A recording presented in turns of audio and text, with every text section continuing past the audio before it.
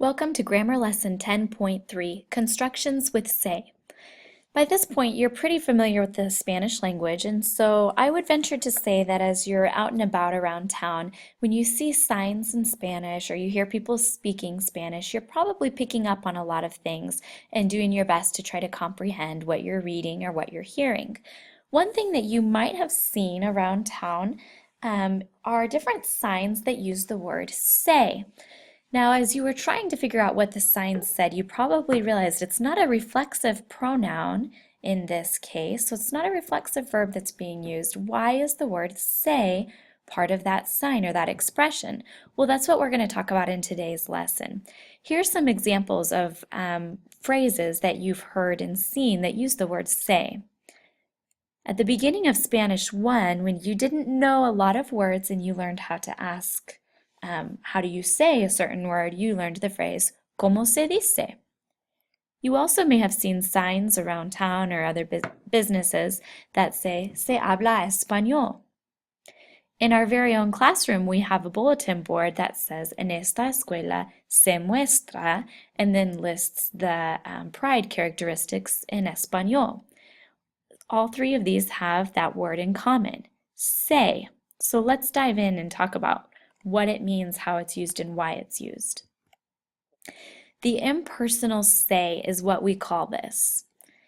The impersonal say is used with statements in which the subject, so remember a subject is the person performing the action, is not really defined. There's not one specific person doing this action.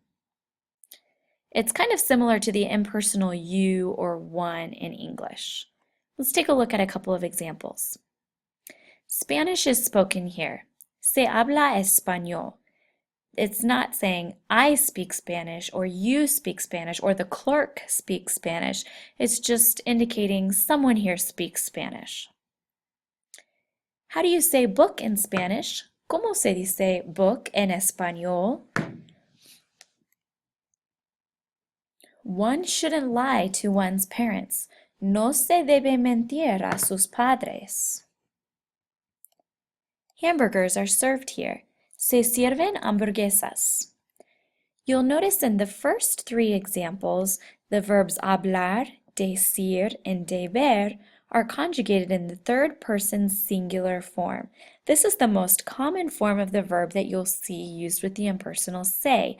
And technically, this is where it gets a little bit complicated, but technically that ending is determined by not who is doing the action, but your subject is a little bit different. In the first example, Spanish is technically your subject.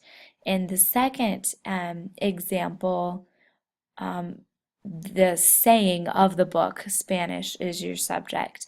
And the third, the lie or the action to lie is technically your subject.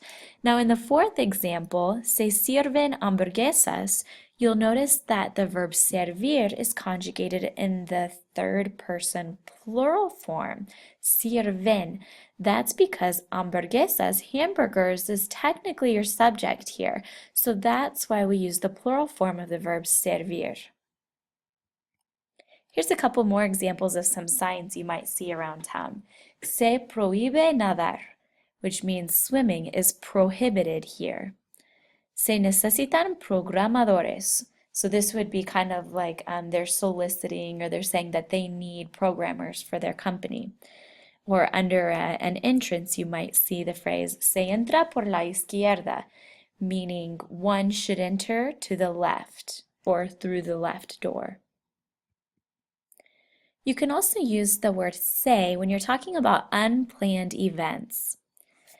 So say can be used with this formula that I'm getting ready to show you in order to de-emphasize the person who is performing the action. This is implying that the accident or unplanned event is not directly his or her responsibility, but rather the fault of whatever noun it is that's involved. This can be kind of a convenient formula or construction to use if you're the type of person who doesn't like to admit that things are ever your fault.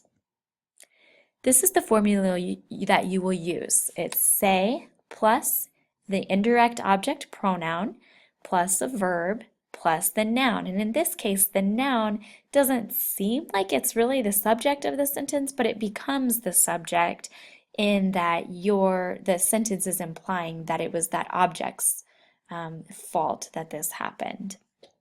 Let's look at some examples. Se me cayó la pluma. This sentence more or less is saying, I dropped the pen. However, if you don't really want to take responsibility for dropping the pen, this construction can be used to say basically, the pen fell itself out of my hand. It wasn't my fault, it was the pen's fault. So the pen, la pluma, is technically your subject, and it's falling or dropping, so we're using the verb caerse, and this just happened to me. I happened to be part of the situation. Here's another example. Se te olvidaron las llaves. So if I'm saying basically you forgot the keys, but I don't really want to blame you. It's the keys' fault, really. It's more, I'm saying basically the keys forgot themselves and you were indirectly involved in this scenario. Se nos rompió el radio. So instead of saying we broke the radio, I'm saying the radio broke itself and we were indirectly involved, or it kind of happened to us. A ellos se les perdió su tarea. I'm not really saying they lost their homework. I'm really saying the homework lost itself and it indirectly happened to them. Here's a couple of examples I'd like you to try. Go ahead and jot them down at the bottom of your notes page, and then we'll discuss the examples in class to make sure you're on the right track. Let me know if you have any questions or need any help with the examples or anything else we talked about in today's lesson.